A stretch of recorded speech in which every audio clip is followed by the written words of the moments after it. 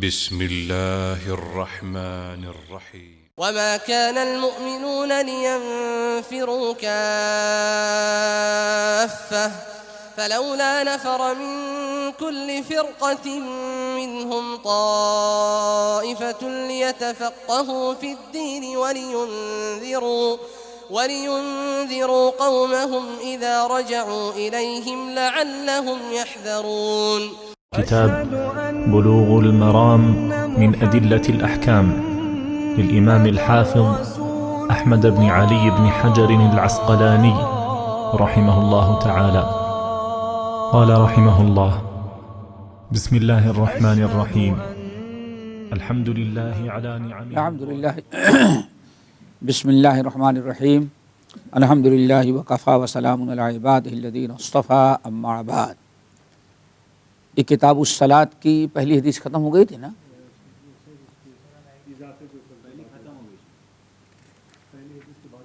ہاں یہ تو ختم ہو گئی، جس میں 5 وقتہ نماز کا وقت بتلایا گیا، اور یہ وقت جو ہے جو بتایا گیا ہے 5 وقت کا نماز کا وقت، اس کی تاریخ یہ بھی ہے کہ معراج والی رات میں جب نبی علیہ السلام پر 5 وقت کی نماز فرض کی گئی تو صبح آپ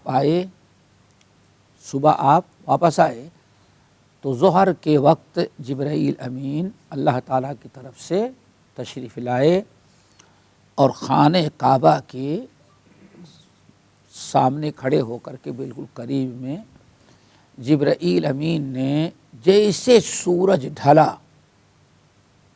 ڈھلتے، جیسے یہاں اپنے ہاں کی نماز نہیں لیجیے گا، ذرا فرق ہے یہاں کے اوقات میں اور ہمارے ہاں کے اوقات میں، یہاں کی طرح جیسے سورج ڈھلا جبرائیل امین نے خانہ کعبہ کے دیوار کے پاس کھڑے ہو کر کے نبی علیہ السلام کو ظہر کی نماز ادا کرائی۔ کہتے ہیں امنی، آپ نے فرمایا حدیث کے اندر ہے امنی جبرائیل امین نے ہماری امامت کیا۔ سمجھ گئے نا؟ اب بسا اوقات لا علمی کی بات آ گئی تو بتا دیں، بسا اوقات لا علمی کے بنا پر کچھ تحریف اور تبدیل کر کے ہمارے ہاں اہل بدع یا جو واعظین ہوتے ہیں وہ حقیقت کو کبھی کچھ کا کچھ ملا دیتے ہیں، جیسے بھی آج کل بہت زیادہ واٹس ایپ پر چل رہا تھا، احادیث کے اندر، قرآن کے اندر، صحابہ کے اندر، سیرت میں، ہر چیز میں یہی موجود ہے کہ نبی علیہ السلام فرماتے ہیں معراج والی رات کہ میں گھر میں جا کر کے سویا ہوا تھا، رات کو چھت پھٹی اور جبرائیل امین ہمارے پاس آئے اور ہم کو وہیں سے انہوں نے نکالا۔ ٹھیک ہے نا؟ ذرا غور سے سنیں، حدیث کیا ہے؟ چھت کو پھاڑ کر کے جبرائیل امین آئے اور جبرائیل امین لے کر گئے۔ ٹھیک ہے نا؟ پھر آپ فرماتے ہیں ہمیں لے کر کے جبرائیل امین مسجد حرام کے اندر آئے۔ ابھی گھر سے آپ کو کہاں لائے؟ خانہ کعبہ کے اندر، مسجد حرام میں۔ مسجد حرم میں جب آپ کو لے کر کے آئے تو آپ فرماتے ہیں میں نے دیکھا کہ ایک فرشتہ آیا، سونے کا تخت ہے، اس نے بہترین قسم کی تیز دھار چھری رکھی ہوئی ہے، اور میں سب کچھ اپنی آنکھوں سے دیکھ رہا تھا۔ ہمارے پیٹ کو چاک کیا، چاک کرنے کے بعد کوئی چیز نکالی اور کاٹ کر کے پھینک دی اور پھر ویسے ہی جوڑ دیا، اور آب زمزم سے دھلا گیا اس کو۔ یہ بات سمجھیں؟ ساری چیزیں بعض روایتوں سے پتہ چلتا ہے نبی علیہ السلام کا شرح صدر جو ہے، سینہ جو چاک کیا گیا، کتنی مرتبہ؟ وہ 5 مرتبہ۔ اللہ، بعض روایتیں ملتی ہیں، وہ اہل سیر اور مورخین نقل کرتے ہیں، بعضوں کی سند تو بالکل صحیح ہے اور کچھ ایسی ہے جن کی سند میں کچھ ضعف ہے، لیکن تاریخی اعتبار سے جو نقل کیا گیا تھا کتنی مرتبہ؟ 5 مرتبہ۔ اب یہاں ایک چیز یاد رکھیں، ہمارے اور آپ کے ہاں کیا مشہور ہو گئی ہے؟ اتنی جلدی اللہ کے رسول کو لے گئے اور آئے کہ دروازے کی مطلب مشہور نا قوال، ہمارے ہاں سارا معاملہ تو کیا ہے وہ قوال کا ماشاء، قوالوں کا بڑا زور ہمارے ہاں ہوتا ہے ماشاء اللہ، سمجھ گئے نا، بلکہ بھی قوالی کو دین سمجھا جاتا ہے۔ ابھی اس سنڈے جو ہمارا ساتھ حادثہ ہوا نا، جو نئی رینٹ کار منگائے اس نے سنا تو کہا ہم قوالی لگائیں گے، شکرانہ ادا کرنے کیا، اب بٹن دبایا، شروع کر دیا، سب سے پہلے باجا۔ میں نے کہا کیا ہوا؟ کہا نہیں ہم نے قوالی لگائی ہے۔ میں نے کہا قرآن نہیں، یہ قوالی برکت ہے۔ اللہ بڑا سوچو، باجے کے ساتھ قوالی اور پھر آگے شرک۔ تو ہمارے آپ کے ہاں جو قوال ہوتے ہیں انہوں نے کتنے اچھے انداز میں پیدا دیا، بظاہر تو بہت اچھی چیز ہے میرے بھائی کہ نبی علیہ السلام، یعنی کمال دیکھو شب معراج کی برکت کہ نبی علیہ السلام گئے، بستر، دو چیزیں، بستر لیٹنے پر گرم تھا تو گرم ہی رہے گا، ٹھنڈا بھی نہیں ہو پایا، اور کھولنے اور بند کرنے کی وہ سکلی جو کڑی جسے دروازہ بند کرتے ہیں وہ ہل رہی تھی تو ہلتی رہے گی، کہاں سے کہاں تک بات پہنچ گئی۔ پھر آپ فرماتے ہیں دنیا بھر کی باتیں، جب چھت توڑ کر کے نکالا گیا تو دروازہ کھلنے کا کوئی سوال ہی نہیں ہے۔ پھر جب چاک کر کے فارغ ہوئے تو میرے پاس اللہ رسول فرماتے ہیں ایک سواری لائی گئی، خچر سے چھوٹی اور گدھے سے بڑی زبردست۔ پھر آپ فرماتے ہیں یقال له البراق، اس کو کیا کہا جاتا ہے؟ براق۔ فرماتے ہیں آپ کہ جب میں بیٹھنا چاہا تو اس نے ذرا سا اچھل کود کی، جبرائیل امین نے ڈانٹا اس کو، معلوم ہے کون تم پر بیٹھ رہا ہے؟ بہرحال پسینے نکل آئے اس کے۔ نبی علیہ السلام اطمینان کے ساتھ بیٹھے اور جبرائیل امین لے کر کے چلے، اور تیز رفتاری کیا تھی؟ ایک قدم رکھتا تو اگلا قدم وہاں رکھتا جہاں تک انسان کی نگاہ کھلے میدان میں کام کرتی ہے۔ کیا کھلے پلین سے بھی رفتار زیادہ تھی نا، سب کچھ آسانی سے۔ پھر گئے وہاں کھانے کا، مسجد اقصی پہنچے، راستے میں بہت سارے مناظر پیش آئے، لیکن یہ سارے معاملات پھر اورے جبھی جبرائیل امین ہم کو لے کے چڑھے، یہی ساری تھے نا۔ ابھی کیا بڑے صاحب کا واٹس اپ دیکھ رہے ہیں، اللہ آیا تھا محمد کو لے جانے کے لیے۔ یاد پڑا واٹس اپ پڑھا نا آپ لوگوں نے؟ پڑھا ہے نا کہ یہ اللہ آیا تھا لے جانے کے لیے، کیا اللہ انہیں جبرائیل امین کو گول کر دیا۔ اب لازمی چیز ہے اس نے ذرا جھوم جائے، مست ہو کر کے وجد میں آ جائے تو لوگ تو یہی کہیں کہ ہمارے فیصل بھائی زبردست بات کیا بتاتے ہیں، آج تک کسی مولوی نے ایسی بات بتائی ہی نہیں، کیا پوچھنا۔ اب وہ ہزار کے پاس اور بھیجیں گے، حقیقت خرافات میں کھو گئی، یہ امت روایات میں۔ علامہ اقبال نے کہا ساری بربادی ہند و پاک کے مسلمانوں کیا ہے؟ یہ روایتی مسلمان، حقیقت خرافات میں کھو گئی، یہ امت روایات میں کھو گئی۔ معاملہ یہ ہے اصل میں۔ تو بسا اوقات لوگ تبدیل کر کے اہل بدعہ یا قوال، چونکہ ہمارے اوپر گزر چکی اس لیے ہم جانتے ہیں، کہتے ہیں میں نے ایک مرتبہ اتنا کہہ دیا، حدیث بیان کی کہ جبرائیل، اللہ کے رسول نے فرمایا جبرائیل علمنی، جبرائیل امین نے ہم کو پڑھایا، غار حرا قصہ بیان کرتے ہوئے، اقرا پڑھیے۔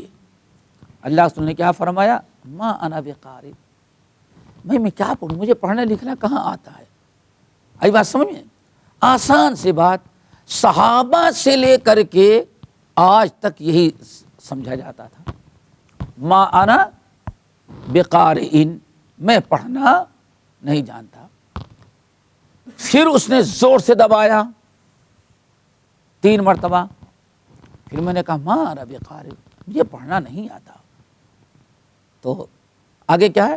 جبرائیل امین نے ہم کو پڑھایا، اقرأ بسم ربک الذی خلق۔ آئی بات سمجھنے؟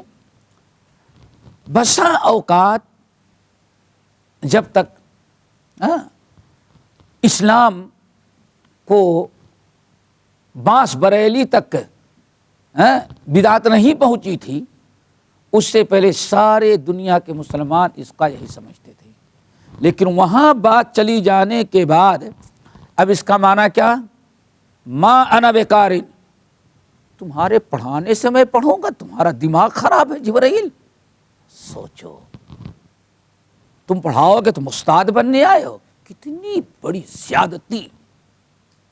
اور آج کتابیں اٹھا کے دیکھو، ما انا بقارئ، تمہارے پڑھانے سے میں پڑھوں گا، استاد ہمارا بنتے ہو؟ اللہ اکبر! اب اتنے ذرا سوچو، نبی کا یہ مقام گھٹیا کہ ان کا استاد بنے کوئی نہیں سمجھے؟ اس جملے سے جاہلوں کے جذبات سے علماء سو نے فائدہ اٹھایا۔ اور اب ہم آپ کہیں گے کہ بھائی جبرائیل امین نے ہم کو اللہ رسول نے پڑھایا، تو کیا کہ دیکھو یہ ترجمہ غلط کرتا ہے، اور یہ ایسے کلمات ہیں جس سے نبی کی توہین۔ صحابہ سے لے کر کے 14ویں صدی تک یا ایھا النبی، اے نبی، ہاں، انا النبی لا کذب، انا النبی لا کذب، ہاں، ان النبی صلی اللہ علیہ وسلم قال النبی صلی اللہ علیہ وسلم الانبیاء ما من نبی، ہر آدمی نبی کا ترجمہ کیا کرتا رہا؟ نبی ہی۔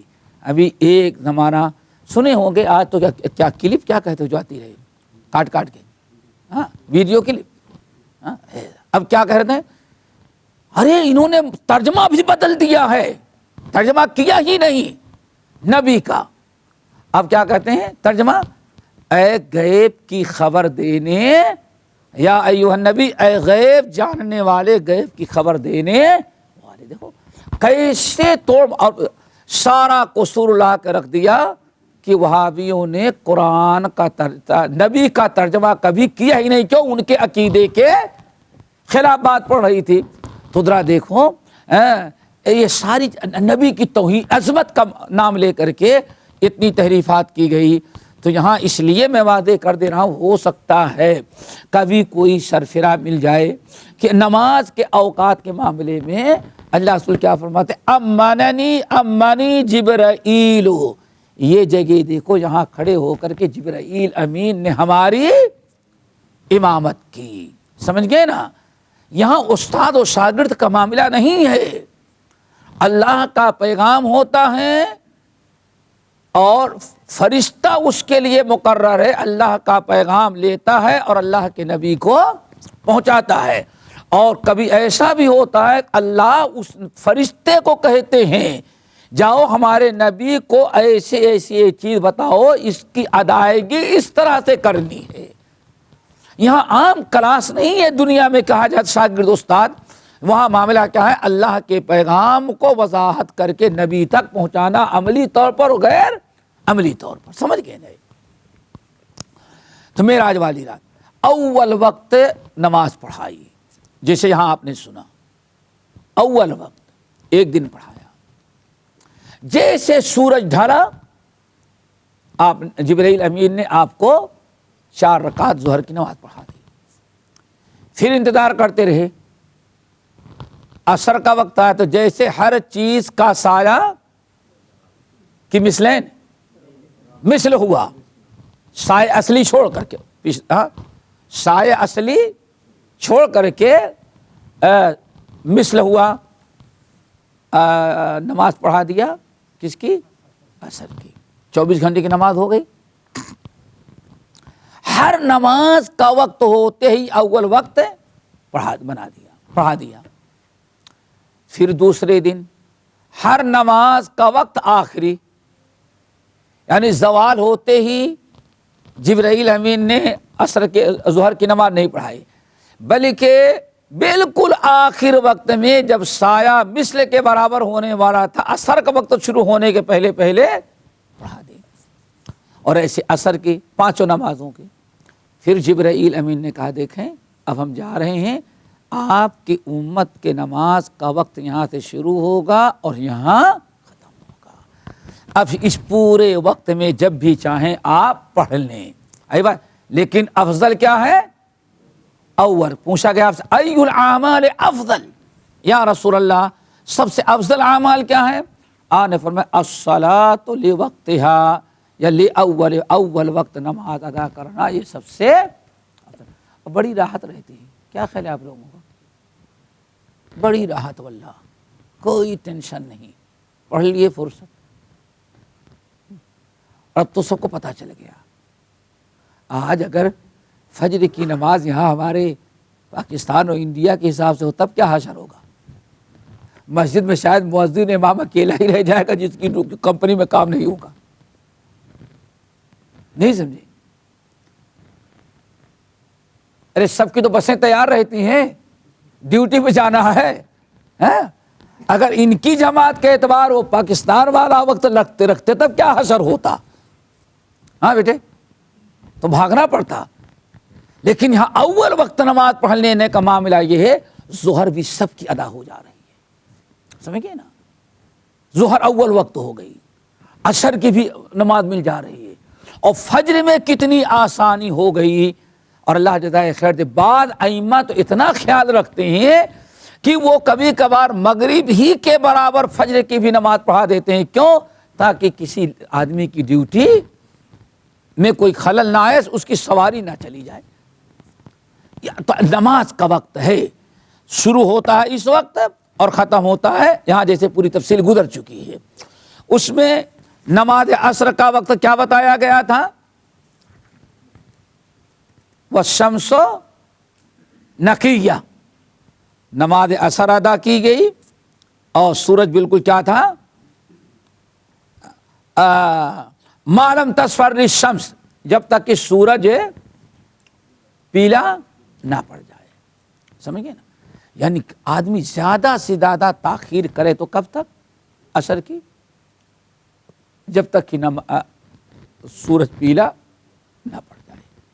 اس سے پہلے پڑھ لینا ضروری ہے. لیکن ایک وقت اضطراری ہے. کیا ہے؟ اضطراری. انسان کو نیند لگ گئی، غلطی سے سو گیا یا بھول گیا. کبھی ایسا ہوتا ہے، وہاں بیٹھے ہیں، نہیں چلو پہنچ کے پڑھ لیں گے، اور پہنچے تو بھول کے. خاص طور سے اس زمانے میں پہنچے تو ہو سکتا ہے بیگم کہیں فلاں کام باقی رہ گیا، آپ آگے فلاں چیز منگانی تھی. بیٹے نے کچھ کہا تو کہیں ایسا نہ ہو کہ آپ یوں ہی سے واپس چلے بھائی لے کر کے، آپ کپڑا پہنے ہوئے اکٹھا کرو، بیگم کا مطالبہ پورا کر لو، اس کے بعد گھر آؤ. کہیں ایسا نہ ہو اب آئے تو بیگم نے آپ کے لیے کھانا نکال کے رکھ دیا. بہت ہوتا ہے اس طرح سے بولنے. تو ایسا وقت جو آ جائے اضطراری، تو اس کے متعلق اللہ کے رسول صلی اللہ علیہ وسلم کی حدیث یاد رکھیے گا، من ادرک رکعۃ من الصلاۃ فقد ادرک الصلاۃ. یا دوسری روایت، من ادرک رکعۃ من قبل طلوع الشمس فقد ادرک الفجر. اگر انسان بھول گیا تھا یا سو گیا تھا تو ایک رکعت کا وقت بھی اس کو مل گیا. یعنی ایسے وقت میں یاد پڑی یا نیند کھلی کہ آپ نیت باندھ کر کے ایک رکعت پڑھے، اس سورج طلوع ہو گیا. تو ایسے وقت میں اللہ کے رسول نے فرمایا ایک رکعت طلوع فجر سے پہلے پڑھی، شمس سے پہلے، اور دوسری رکعت طلوع شمس کے بعد، اس کی نماز ادا ہوگی، قضا نہیں ہوگی. ایک رکعت بھی جس نے پا لیا وقت میں، باقی رکعتیں بغیر وقت کے بھی پڑھے گا تو اس کی نماز اللہ تعالیٰ کے یہاں کیا ہو جائے گی؟ ادا ہو جائے گی. بھول چوک کبھی کسی غلطی سے ایسی نوبت آ جائے تو یہی معاملہ سورج فجر عصر کا ہے، عصر کا ہے. من ادرک رکعۃ من العصر قبل ان تغرب الشمس فقد ادرک الصلاۃ. جس نے ایک رکعت پا لیا سورج غروب ہونے کے پہلے اور 3 رکعتیں پڑھا سورج غروب ہونے کے بعد، تو اس کی نماز ہو جائے. لیکن یہ اضطراری ہے. کیا ہے؟ اضطراری. لیکن کچھ لوگوں نے اس حدیث کا معنی کچھ اور سمجھا. اس لیے کہا جاتا ہے حدیث سمجھنے کے لیے، کتاب و سنت سمجھنے کے لیے استاد سے پڑھنا، استاد سے علم حاصل کرنا. اور علماء کے پاس بیٹھنا بہت ضروری ہے۔ اب انہوں نے نیٹ میں کچھ ایسے لوگ ہیں جو کہتے ہیں نہیں کیا ضرورت ہے مولوی صاحب کے پاس جا کر کے بیٹھنے کی، ہمارے پاس ہم بٹن دباتے ہیں پوری بخاری کھل جاتی ہے۔ تو پتہ نہیں کتنے دن تک نماز پڑھتے رہے ہوں گے۔ ابھی تقریباً 2 ہفتہ پہلے کہنے لگے کہ ماشاءاللہ ہماری نماز تو قضا نہیں ہوتی، بس آ کے ڈیوٹی سے آتے ہیں کھا کے سو جاتے ہیں، الارم لگایا ہے کہ 1 رکعت پڑھنے کا ٹائم رہتا ہے، سورج غروب ہونے کے پہلے وضو کیے پڑھ لیتے ہیں، اور 1 تیر سے 2 شکار، آسانی۔ ہماری 3 رکعت پڑھتے ہیں، اتنے میں امام اذان دیتا ہے، پھر مغرب کی تکبیر تحریمہ سے پڑھ کے نکل جاتے ہیں۔ کتنے دن سے نہیں، الحمدللہ حدیث سے آیا، ہم کافی دنوں سے۔ اللہ اکبر۔ میں نے کہا کون سی حدیث ہے؟ کہا میں نے حدیث نمبر نوٹ کر رکھا ہے کہ جس نے 1 رکعت نماز پا لیا وہ سمجھو پوری نماز پا لیا۔ یہ حدیث دیکھ لے بیٹے، حدیث آ گئی نا، لیکن وہ حدیث فتلک صلاۃ المنافق، فتلک صلاۃ المنافق، وہ ختم ہو گئی۔ نبی علیہ السلام نے فرمایا ایک انسان بیٹھا رہتا ہے، بیٹھا ہوا ہے، بیٹھے بیٹھے کھیل کود، اپنے کاروبار دکان بیٹھا ہوا ہے، نہیں ابھی تو اصل میں کافی باقی ہے نا، یہاں تک کہ اللہ رسول نے فرمایا جب سوچتا ہے اب تو سورج غروب ہو جائے گا، دھڑا دھڑ وضو کیا اور وہیں جہاں تھا وہیں پڑھنے لگا، ٹھونگے مارا۔ اللہ رسول فتل کا صلاۃ المنافق، اتنا جو تاخیر کر کے نماز پڑھتا ہے، مومن کی نماز بلکہ کس کی نماز ہے؟ یہ منافق کی۔ یہ حدیث چھوڑ دیا اس نے۔ تو اس حدیث کا مطلب جو ہے من ادرک رکعتن والی، یہ اضطراری بھول چوک یا اضطراری کیفیت کے عام حالات میں ایسا کرنا جائز نہیں۔ کیوں؟ یہاں اللہ کے رسول نے کیا ارشاد فرمایا؟ سورج نماز عصر اس وقت پڑھو ما لم تصفر الشمس، جب تک کہ سورج پیلا نہ ہو۔ اگر پیلا پڑ گیا تو اب نماز خطرے میں ہے، بائی چانس کبھی اضطراری کیفیت ہو جائے گی، ورنہ عام طور پہ یہ دستور نہ بنایا جائے۔ یہ بات ہو گئی۔ وَلَهُ مِنْ حَدِيثِ بُرَيْدَةَ، وَلَهُ مِنْ حَدِيثِ بُرَيْدَةَ، اور اسی میں کس میں؟ صحیح مسلم میں، رواہ مسلم، مسلم آئی نا، اس حدیث کو کس نے روایت کیا؟ وَلَهُ، اور اسی میں کس میں؟ صحیح مسلم میں، من حدیث بُرَيْدَةَ، بریدہ ابن الحصیب، صحابی کے نام یاد کیا؟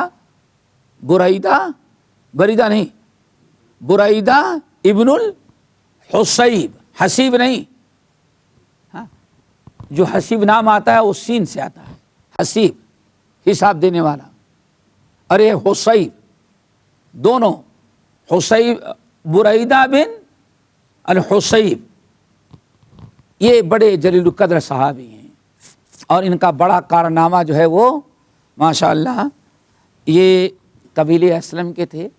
نبی علیہ السلام جب ہجرت کر کے مدینہ طیبہ کی طرف جا رہے تھے تو ان کو کسی نے بتایا کہ 2 آدمی یہاں ایک درخت ہے اس کے سائے میں بیٹھے ہوئے ہیں۔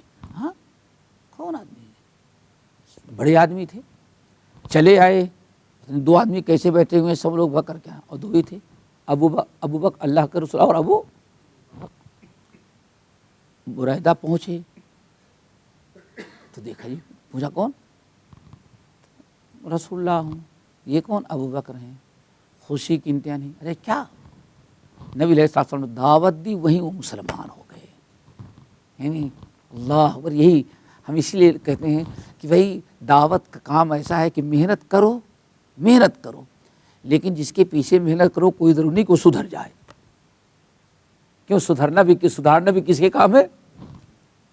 تم سوچتے ہو یہ بڑے کام کا آدمی ہے، اگر یہ سدھر گیا تو پورا خاندان وہی ایسا اکھڑ ہے کہ زندگی گزار تو نہیں سدھرے گا۔ یہ ہوتا ہے ایسے۔ تو دعوت کے کام میں ہمیشہ یاد رکھنا محنت کبھی رائے گا نہیں جاتی۔ نبی علیہ السلام کو سب سے زیادہ طرف کس کی تھی کہ چچا مسلمان ہو جائیں، مکے والے مسلمان ہو جائیں، لیکن اتنی محنت کے باوجود پتھر کھائے سب کچھ، لیکن نہیں مسلمان ہوئے ایک عرصے تک۔ رائے گا نہیں جاتی محنت۔ ہو سکتا ہے آپ کی محنت کا اثر کہیں اور فر اللہ تعالیٰ آپ کو دے دے۔ نبی علیہ السلام ہجرت کے آ رہے ہیں. آپ سوچیں کتنی گمی کا. آخر اللہ کے رسول جب مکے سے نکلنے لگے تو خانہ کعبہ کو دیکھ کر رو پڑے نا. بار بار یہ کہتے ہیں میں نہیں نکلنا چاہتا, تجھ سے زیادہ محبت محبوب جگہ کوئی نہیں ہے, لیکن بس مجبور ہوں کہ میری قوم یہاں رہنے. کتنی محبت, کتنی قلق بے چینی کی زندگی سفر کر رہے ہیں, لیکن ایک ہی بیٹھک میں مسلمان ہو گئے اور چلے گئے. شہر کے گاؤں کے 80-85 گھر تھے, ہر گھر سے آدمی کو پکڑ کر لائے اور سب سے بیعت کرا کر کے تقریباً 80-90 خاندان کے لوگ مسلمان ہو گئے. بریدہ ابن الحصیب. اور اللہ نے اتنا جذبہ دیا کہ جن کو اپنا وطن موت کے لیے نصیب نہ ہوا, ان میں بریدہ ابن الحصیب ہیں. خراسان وغیرہ کے علاقے میں جن صحابیوں کی قبر بتائی جاتی ہے جہاں انتقال ہوا, ان میں بریدہ ابن الحصیب تھے. یہ اللہ تعالیٰ کے نیک بندے کہ اللہ کے پیغام کو پہنچانے کے لیے پتہ نہیں کہاں کہاں اگر تاریخ پڑھی جائے تو سینکڑوں صحابہ ملیں گے جو ہمارے ہاں مدفون ہوئے. سینکڑوں خراسان میں, کابل اور افغان تک کے ثبوت ملتا ہے. بامبے کا مشہور محلہ کلابہ جو کہا جاتا ہے, بہت سارے مورخین کا خیال ہے کلابہ میں بھی ایک صحابی کی قبر کا ثبوت ملتا ہے. کلابہ, بامبے کا کلابہ کے اندر تاریخ ملتی ہے. یہ سندھ کا علاقہ جو ہے خاص طور سے ساحلی علاقہ, بہت سارے صحابہ کرام. لیکن سوچنا چاہیے کہ ان لوگ کیا گئے نا, ان کا بزنس تھا, نہ کاروبار تھا, بس ہاتھ میں تلوار تھی اور جہاد تھا, دعوت و تبلیغ تھی. اللہ تعالیٰ نے سب کچھ دیا اور چلے گئے. کارنامہ آج ان کا موجود ہے, سمجھ گئے نا. تو یہ بریدہ ابن الحصیب اس طرح سے بڑے تاریخی صحابی ہیں. مسلمان ہو جانے کے بعد پھر نبی علیہ السلام کے پاس آ کے آباد ہو گئے. سارے جنگوں میں آپ کے ساتھ شریک رہے, اور آپ کی وفات کے بعد جو صحابہ جہاد کرتے ہوئے باہر گئے انہی میں سے یہ بھی تھے, اور خراسان میں دفنائے گئے. کہتے ہیں ان کی جو حدیث ہے, کس کی, نماز عصر کے بارے میں جو روایت کرتے ہیں کہ نبی علیہ السلام نے نماز عصر پڑھی, والشمس بیضاء نقیہ, والشمس بیضاء نقیہ. ایک خوب ذرا اچھی طرح سے یاد رکھنا, نبی علیہ السلام نے نماز کب پڑھی, اس وقت کہ بیضاء سورج بالکل سفید تھا, یعنی پیلا نہیں تھا. نقیہ خوب چمک رہا تھا, ایسا بھی نہیں کہ ہاں ساری شعاعیں ختم ہو گئی ہوں, یعنی سورج کافی اوپر تھا. نبی علیہ السلام نے نماز پڑھی. اور چلو, ومن حدیث ابی موسیٰ, اور صحیح مسلم ہی میں ابو موسیٰ الاشعری رضی اللہ تعالیٰ عنہ کی روایت ہے. اس کے الفاظ کیا ہیں اثر میں, والشمس مرتفعۃ.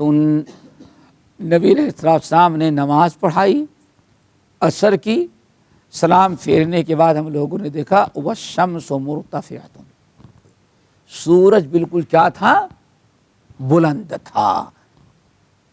کیوں, جتنا نیچے جائے گا اتنا ہی شعاعیں کم ہوں گی اور اتنا ہی اس کا کلر بدلتا جائے. کیا مطلب ہوا, نبی علیہ السلام نماز عصر ادا کر کے فارغ ہوتے تو سورج خوب بلند ہوتا اور بالکل صاف چمکتا ہوا, نہ تو نیچے رہتا اور نہ ابھی اس کے اندر پیلا پن آیا رہتا. اول وقت پڑھتے. چلو ہو گئی بات. ابو وعن ابی برزہ تھا الاسلمی رضی اللہ تعالی عنہ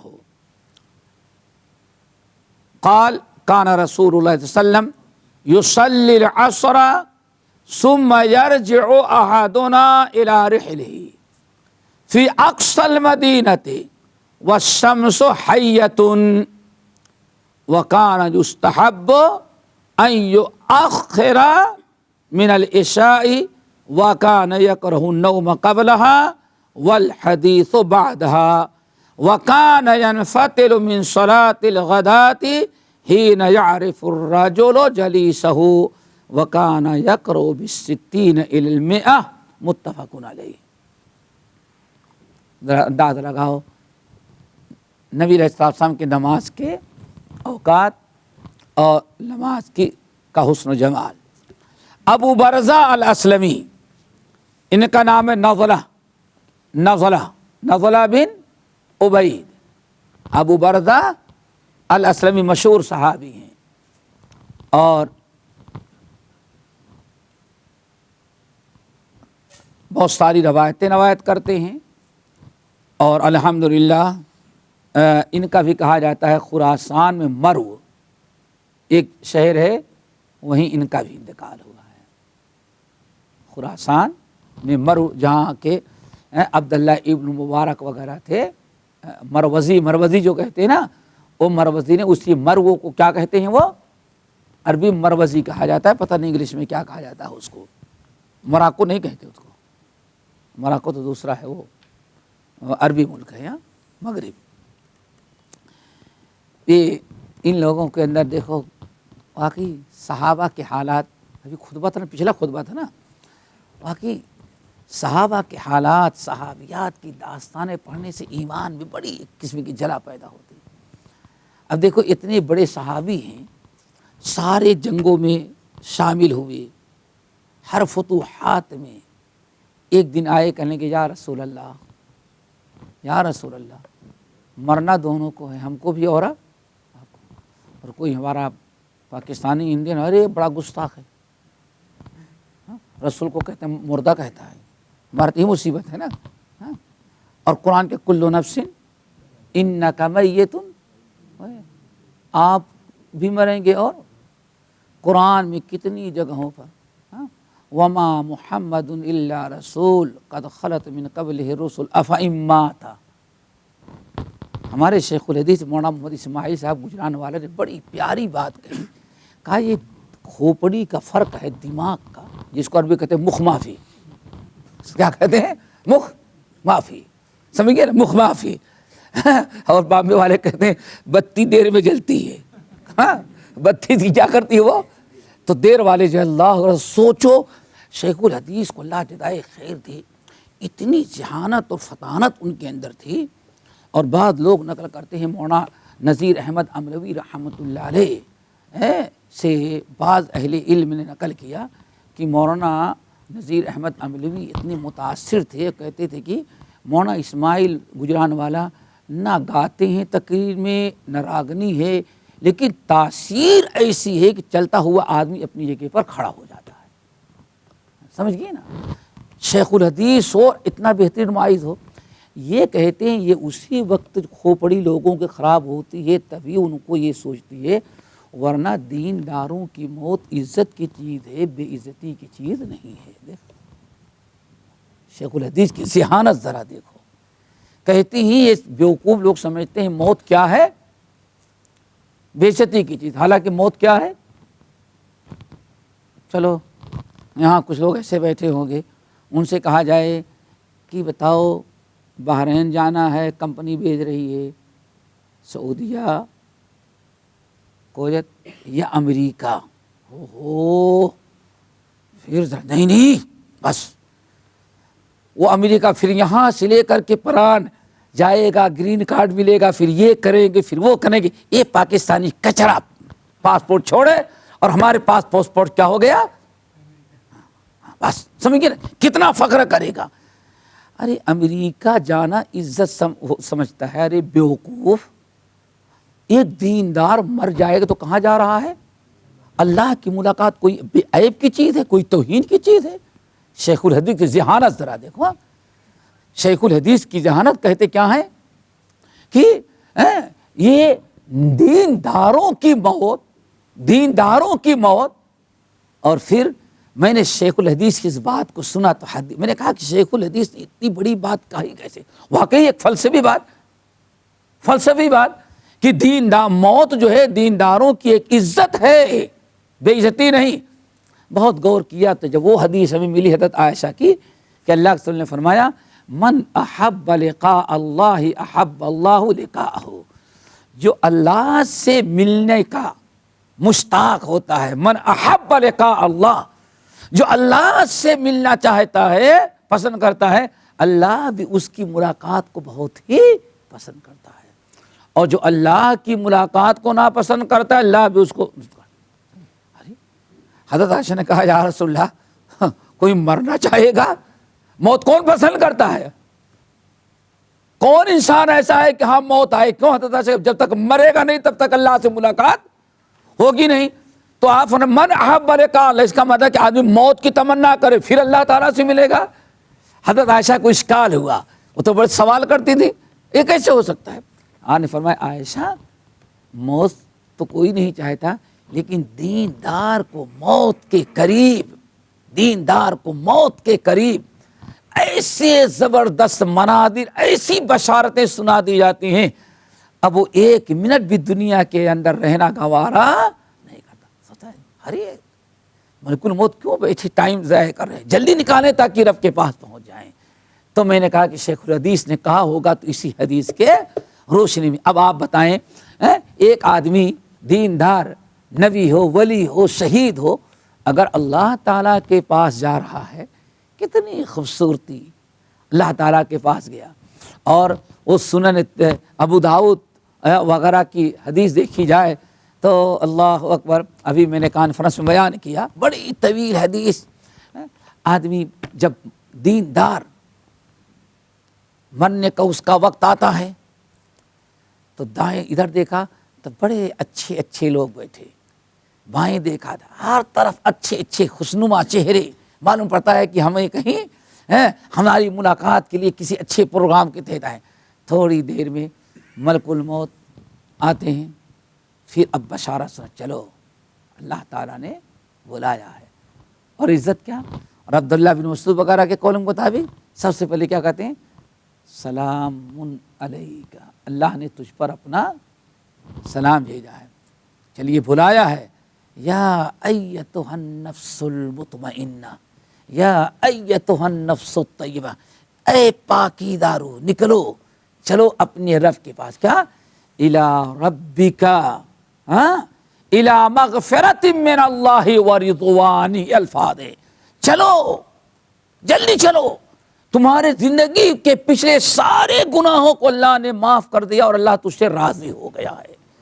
اتنا سننے، بشارت سننے کے بعد ایک منٹ بھی میت رہنے، دنیا میں رہنا پسند نہیں کرتی۔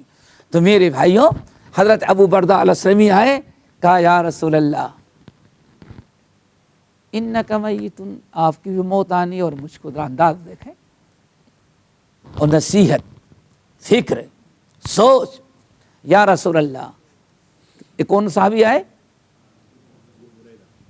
ابو برزہ، سمجھ گئے نا، جن کا نام کیا ہے؟ ناظلہ، نون ضاد، ناظلہ، کہتے ہیں یا رسول اللہ آپ کو بھی مرنا ہے اور ہم کو بھی مرنا ہے، ذرہ برابر توہین نہیں سمجھی کہ نبی کو کیسے کہہ دیں، اور یہ بھی پتہ نہیں کہ انت تموت وانا حی او اموت وانت حی، یہ بھی نہیں پتا کہ آپ کو وقت پہلے آ جائے تو میں اکیلا رہ جاؤں، یا یہ بھی ہو سکتا ہے کہ میری موت آ جائے اور آپ باقی رہ جائیں، لیکن ابھی دونوں موجود ہیں، اللہ ابھی دونوں ہیں۔ تو ایسا کرے کوئی ایسا عمل بتائے کہ آسان ہو، جس عمل کی برکت سیدھے جنت میں پہنچ جائے۔ یہ ان لوگوں کو فکر تھی، کن کو؟ جنہوں نے اتنی قربانیاں پیش، ابھی بھی کہتے ہیں کوئی ایسا عمل بتائیں جو جنت میں پہنچا دے۔ کیا بتایا ہوگا اللہ کے سونے؟ تہجد پڑھو، نماز پڑھو، کتنی آسان سی بات۔ آپ نے دیکھا سب کچھ تو برابر ہے اس کا۔ آپ نے فرمایا دیکھو اگر تم چاہتے ہو ایسا عمل بتا دوں جس عمل کی برکت سے سیدھے جہنم میں چلے جاؤ، جنت میں چلے جاؤ، امیت الاذی عن الطریق، کیا کرو؟ امیت الاذی عن الطریق، تو تکلیف دہ چیز کو راستے سے ہمیشہ ہٹاتے رہنا۔ کتنی بڑی بات، ذرا سوچو۔ سوال، یا رسول اللہ آپ کو بھی موت آئے گی، مجھے بھی آئے گی، اب یہ نہیں پتا پہلے آپ کی موت آئے ہماری آئے، ابھی موقع غنیمت ہے آپ سے پوچھ لوں وہ عمل بتائیں جس کی عمل کی برکت سے ہم سیدھے جنت میں پہنچ جائیں. کتنی آسان سے بات, کوئی نہیں کر سکتا. نہ مال کی ضرورت, نہ قوت و طاقت کی ضرورت. امیت الاذی عن الطریق, راستے سے تکلیف دہ چیز کو ہٹا دینا, یہی سب سے بڑا عمل ہے تجھے جنت میں لے جانے کا. اللہ اکبر. یہی ابو بردہ اسلمی کہتے ہیں کان رسول اللہ صلی اللہ علیہ وسلم یصلی العصر, یہی حدیث ہے نا, نبی علیہ السلام نماز عصر پڑھاتے تھے. ہاں, پڑھنے کا مطلب یعنی پڑھاتے تھے ہم لوگوں کو. ثم یرجع احدنا الی رحلہ فی اقصی المدینہ, نبی علیہ السلام نماز پڑھاتے, ہم لوگ آپ کے ساتھ باجماعت نماز عصر پڑھتے. نماز سے فارغ ہونے کے بعد, اور ماشاءاللہ آگے حدیث آئے گی, نماز بھی کتنی لمبی ہوتی تھی معلوم ہے, ابھی آئے گی.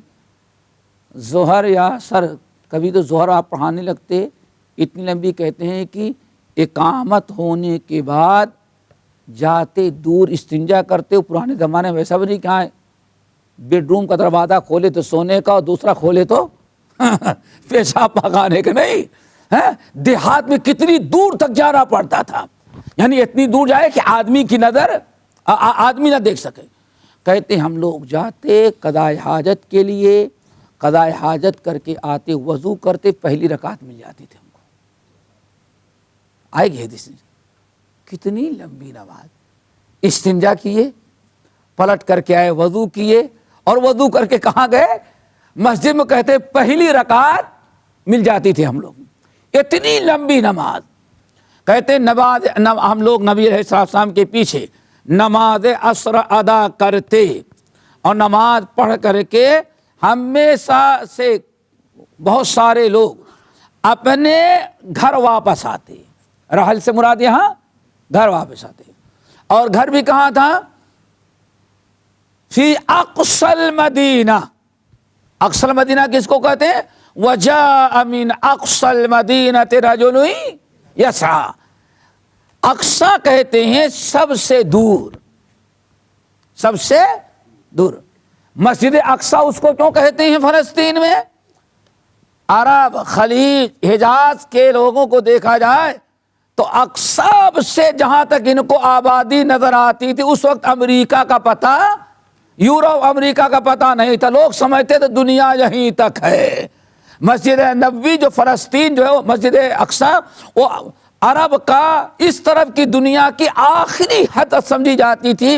اس لیے اس کا نام ہی کیا ہے, مسجد اقصی. سبحان الذی اسری بعبدہ لیلا من المسجد الحرام الی المسجد الاقصی. اقصی کہتے ہیں شہر کی آبادی جہاں ختم ہو, تو آخری کنارے کے جو مکان ہوتے ہیں ان کو کیا کہا جاتا ہے؟ اقصی المدینہ, اقصی بلد. سمجھ گئے نا. نماز پڑھتے, سواری بھائی اتنی کہا سکتا کہ اسکوٹر سے آتا رہا ہوگا, سائیکل بھی نہیں تھی, سائیکل بھی نہیں تھی. سمجھ گئے نا, بس اونٹ, گھوڑا, خچر, گدھا. کہتے اتنی دور تک آتا تھا. نماز کہاں پڑھتے؟ اذان. ذرا غور کرو, اذان ہوئی, اذان کے بعد اتنا ٹائم اللہ کے رسول صلی اللہ علیہ وسلم دیتے تھے کہ لوگ قضاء حاجت سے فارغ ہو کر کے آ جائیں, جیسے کے حدیث آ رہی باب الجماعت میں. پھر نماز بھی آپ کی لمبی, اور سلام پھیرنے کے بعد آدمی شہر کے آخری آبادی تک جاتا. کہتے ہیں ماشاءاللہ والشمس حیۃ, ابھی سورج زندہ ہی رہتا تھا, مرا ہوا نہیں ملتا تھا. حیت سے مراد بالکل چمکتا ہوا, روشن, سفید. اس سے اندازہ لگائیں کہ آج بھائی لوگوں کی اثر, یہ تو آپ مغرب جب کے لیے جاتے رہے تو اثر پڑھ کے نکلتے رہتے ہیں, نہیں دیکھا ہے نا. اثر کے لیے جائے تو ظہر کی ملاقات راستے میں. کتنی عجیب سی بات, ایک مسلمان جا رہا نماز کے لیے, دوسری یہ صرف اللہ تعالیٰ سے دعا کرو اللہ سعودیہ گورنمنٹ کو ملک عبدالعزیز کی قبر کو نوروں سے اللہ تعالیٰ بھر دے، جنہوں نے حرم سے لعنت ختم کر دی، سمجھ گئے نا؟ ورنہ چار جماعتیں، 4 اذان، 4 اقامت، 4 جماعت، وہ ابھی حنفی نہیں پڑھے گا، ہمارا وقت نہیں ہے، مالکی کہتا وہ شافعی امام نہیں پڑھنا، ہمارے مصلی بھی، اور اگر ہے تو 4 کم سے کم 3 جماعتیں ایک وقت میں، کتنی عجیب سے بات تھی، سمجھ گئے نا؟ کتنی حیرت کی بات ہے، ایک وقت میں۔ ابھی علامہ البانی رحمۃ اللہ علیہ کے کتنا دن ہوا، کہتے ہیں شام کے اندر، سیریا کے اندر ہم نے دیکھا کہ محلہ ایسا ہے جہاں حنفی بھی ہیں شافعی بھی ہیں، کہتے ہیں کہ وہاں بھی دیکھا 2 وقت، کہتے ہیں ہمارا باپ چونکہ حنفی امام تھا تو ہمارا باپ جا کے ہم کو لے کے جا کے بیٹھا رہتا تھا، جب شافعی لوگ پڑھ لیتے تھے گھڑی دے، جب ٹائم ہوتا تو میرا باپ امامت کرتا، نہیں وہ ان کا ٹائم ہے، ہماری نماز نہیں ہے، کہا ہماری اور ہمارے والد کی لڑائی ہی اسی بنا پر ہوتی تھی، ہم کہتے تھے کہ بھئی وہ بھی مسلمان تو نماز پڑھو، نہیں مسلمان تو لیکن وہ شافعی ہے، ہم بھی مسلمان لیکن ہم حنفی ہیں، کہتے ہیں اتنا ہم کو بدنام کیا کہ ایک دن اقامت کہہ کر کے امام شافعی تھا وہ مڑ کر کے بھائی صفحے سیدھی کرو، صفحے سیدھی کرو، کہا ہم مسجد میں داخل ہو کے دیکھیں یا اللہ برا البانی خبردار مسجد میں نہیں آنا، ہمارے باہر چلے جاؤ، کہتے ہیں نماز صفحہ سیدھی کرانے کے بعد ہم کو مسجد سے نکالنے کے لیے شور کا بچانے لگا، لیکن الحمدللہ آج بہت سارے علاقوں میں جو اصلاح ہو گئی الحمدللہ، اب کہا جا سکتا ہے نحن مصلحون، ہم نے اتنی محنت کیا کہ کم سے کم آج حنفی شافعی بھی ایک دوسرے کے پیچھے نماز پڑھنے کے لیے تیار ہو گئے۔ آج آپ کیا سمجھ، یہ مسجد ہے، اس مسجد کے امام اگر حنفی ہو تو 50 کیرلا والے شافعی یہاں نہیں آئیں گے نماز کے لیے، جانتے نہیں آئیں گے، وہ باہر نہیں آتے، اور کبھی آئیں گے تو بالکل آخر 1 رکعت باقی رہے گی تب آئیں گے، تاکہ قنوت وتر پڑھنے کا ہمیں موقع جائے، جبکہ امام شافعی کہتے ہیں مستحب سمجھتا ہوں، مستحب عمل کے لیے آدمی جماعت چھوڑ دیتا ہے، انتظار کرتا رہتا ہے، تو یہ ساری چیزیں جو ہیں یہ ختم کرنے کی ہے میرے بھائیو۔ ذرا سوچو عصر کا کتنا، عصر کے لیے کتنا، عصر کو کتنے اول وقت آپ پڑھتے رہے، کیا فرمایا فی اقصل مدینت والشمس حیہ، اور سورج کیا رہتا تھا، زندہ کا مطلب صاف ستھرا چمکتا ہوا۔ یہ سب کس بات کی دلیل ہے، اول وقت، اور اول وقت کب شروع ہوگا، ڈبل مثلین نہیں، مثلین کا چکر چھوڑو، بھی وہ بھیجو، ایسا بھیجو کہ علاقے غیر میں چلا جائے، سمجھ گئے، علاقے غیر میں چلا جائے، وہ پیچھ میں رہے، سمجھ گئے نا، اللہ اکبر۔ آگے وَكَانَ يَسْتَحِبُّ أَن يُؤَخِّرَ مِنَ الْعِشَاءِ، ہر نماز اللہ کے رسول اول وقت پڑھنا پسند کرتے تھے، لیکن وَكَانَ يَسْتَحِبُّ، آپ بہت پسند کرتے تھے، دلی خواہش ہوتی تھی کہ نماز عصر کو کیا کریں، عشاء کو مؤخر کریں، سمجھ گئے نا، کب تک، الی ثلث اللیل، ایسا بھی نہیں کہ ہاں بالکل کھا پی کر کے سو لو ایک نیت اس کے بعد، نہیں، یعنی الی ثلث اللیل، لولا ان اشق علی امتی، میری امت پر شاق نہ گزرتا تو ہم نماز عشاء کو مؤخر کر دیتے، کب تک، تہائی رات۔ آج سے کتنے گھنٹے کی رات ہے، تقریباً 6-5 ادھر لے لو، اور ادھر 5:35 پردان ہو رہی نا، ہاں 5 کتنے گھنٹے ہو گئے، اور رات 13 گھنٹے، 11:30، اب 11:30 کو 3 حصوں میں تقسیم کرو،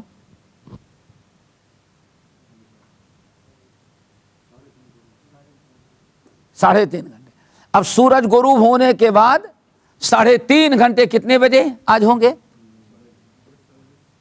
10:30 نہیں، اور پہلے میں کہا 9:30، آپ فرماتے ہیں الی ثلث اللیل، کیا مزہ آ جاتا. کھانا کھاتے آدھی نیند تو کھانے کے وجہ آتی رہتی, نماز پڑھتے جا کے سو جاتے, ساری فلمیں بند ہو جاتی, سارے سونے کھانے کے بعد جو ہے رات ٹائم پاس والی سلسلہ ختم ہو جاتا. آپ پسند کرتے, مقصد یہ ہوتا کہ آدمی نماز, بڑی کامیابی اس کے اندر تھی. آدمی 1/3 تک پڑھ لے, کھانا پینا سب کچھ ہو گیا ہے, اب بلا وجہ جس کو کہتے ہیں گفتگو کرنا, ٹائم پاس کرنا, ہنسنا مذاق کرنا, گھومنا ٹہلنا, سب کچھ کیا کریں. مارکیٹ سے سارے فارغ ہو جائیں گے, 9:30 بجے کون جائے گا دکان پر. لیکن اب تو عصر کی اول وقت نماز عشاء ہوتی ہے تو لوگ کہتے ہیں چلو عشاء پڑھ کے فرصت سے جائیں گے. مقصد یہ ہے, کیوں نبی علیہ السلام نے ارشاد فرمایا 2 فائدہ. ایک فائدہ تو کیا ہے, اللہ اکبر, آپ نے ارشاد فرمایا جو انسان با جماعت نماز عشاء پڑھ لیا اور پھر آ کر کے سو گیا, فضولیات میں نہ پڑھا, اور ادھر فجر کی نماز با جماعت پڑھ لیا, سو بھی جائے گا تو رات بھر اللہ تعالیٰ اس کو نماز پڑھنے کا ثواب دیتا ہے. کتنی عجیب سی برکت ہے. نمبر 2, بشر المشائین, اللہ اکبر, فی الظلمات بالنور التام یوم القیامہ. اے ہمارے نبی, آپ ہمارے ان بندوں کو خوشخبری سنا دیں جو رات کی تاریکی میں عشاء بھی پڑھتے ہیں اور رات کی تاریکی میں فجر بھی پڑھ لیتے ہیں. آپ ان کو بتا دیں اللہ تعالیٰ قیامت کے دن ان کو ایسا زبردست پاور والا نور دے گا کہ ساری تاریکی ان کی ختم ہے. سمجھ گئے نا, جب تک جنت میں نہیں پہنچ جائیں گے وہ نور ان کو ختم نہیں ہوگا. کتنی خیر و برکت کی چیز تھی. لیکن آج پھر آپ لوگ تجربہ نہیں ہوگا, سٹی کے رہنے والے, دیہات کے لوگوں کو جاؤ, جب ساری اصل میں کیا اب تو مصیبت ہے کہ جہاں ٹی وی وہ آتا ہے نا, لائٹ آتی ہے نا, وہاں سب ٹی وی کے ساتھ اب آ رہا ہے. لائٹ اور موبائل لگانے والے کہتے ہیں کیا آفر کی کیا کہتے ہیں, آفر ہے, آفر ہے, اگر آفر لے لیں گے تو بس آپ ٹی وی خریدیں, پرچیز کریں گے تو 1000 دینا پڑے گا. اگر اب کیا پیکج لیں گے تو 450 ہم دے کر کے چلے جائیں گے. آدمی سوچتا ہے بہت سستا مل رہا, لگاتے. اب لائٹ بھی آ رہی ہے تو اس کے ساتھ, ورنہ واللہ اگر انسان دیہات میں رہتا تھا, آج کل سردی کے موسم میں 8-9 بجے کے بعد پورا سناٹا چھا جاتا, کتنا سوئے گا وہ. 3 بجے سے بستر اس کا چبھتا تھا. اب سب سے بڑی راحت ہے, اٹھو تہجد کی نماز شروع کر دو. ہم نے خود اپنے والد کو دیکھا ہے, رات میں تہجد کی نماز میں تقریباً 2-2.5 پارے وہ پڑھ ڈالتے تھے. کیوں 3 بجے کتنا آدمی سوئے گا, کتنا سوئے گا. عشاء کی نماز پڑھے سو گئے اور 2:30 بجے شب اٹھیں, گھنٹے 2 گھنٹے پڑھیں گے, پھر بیٹھے ذکر کرتے رہیں گے, پھر اس کے بعد 2-4 رکعت پڑھیں گے, اللہ اکبر. اور اس سے فائدہ کیا ہوتا تھا, پورے خاندان میں ایک آدمی کی فجر کی نماز قضا نہیں ہوتی تھی. اذان دیے اور سب کو ہی اپنے مصلی ہی سے آواز لگانا شروع کی. نہ کسی مرد کی جماعت چھوٹتی تھی, نہ کبھی کسی عورت کی نماز قضا ہوتی تھی. یہ کب ہوتا ہے, جب برکت, جب انسان رات کو جلدی سو جائے. اسی لیے اللہ آگے روی کیا کہتے ہیں, ابو بردہ اسلمی, کان وکان یستحب ان یؤخر من العشاء, اور نبی پسند کرتے تھے کہ نماز عشاء کو مؤخر کریں. وکان یکرہ النوم قبلہا, عشاء کے پہلے سونا ناپسند کرتے تھے. والحدیث بعدہا, اور نماز عشاء کے بعد بیٹھ کر کے قصہ کہانی کہنے اس کو ناپسند کرتے تھے. یعنی رات کے پہلے, عشاء کے پہلے سونا اور عشاء کے بعد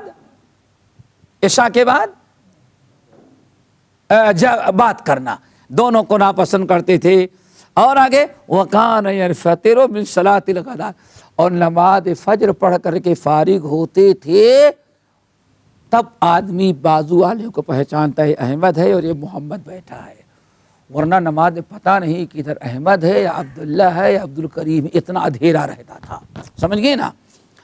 وکان یقرؤ بالستین، اور نبی علیہ السلام نماز فجر میں 60 آیتوں سے لے کر کے 100 آیتوں تک تلاوت کرتے تھے۔ کتنا؟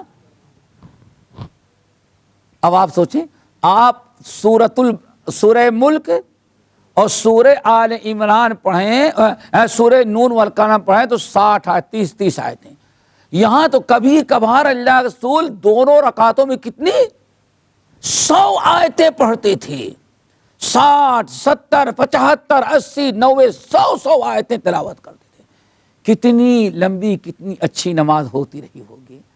اور اسی لیے ہمارے اسلاف جب نماز پڑھتے تو ماشاءاللہ کیا پوچھنا ہے، لوگ کہتے ہیں، ہمارے مولانا عبد الجبار غزنوی رحمۃ اللہ علیہ تھے، ان کے پیچھے نماز پڑھنے کے لیے لوگ دور دور سے آتے تھے، دور دور سے آتے تھے، نماز میں روتے بھی تھے۔ نماز پڑھ رہے ہیں تو ایک مرتبہ امرتسر میں نماز پڑھ رہے تھے، گرمی کا موسم تھا، باہر کھڑے ہو کے صحن میں نماز پڑھ رہے تھے اور بارش ہوئی، حضرت کچھ پتہ ہی نہیں چلا۔ اردو تو آتی نہیں ان کو، تو فارسی بولنے والے وہ لوگ تھے، چونکہ غزنی سے آئے ہوئے تھے۔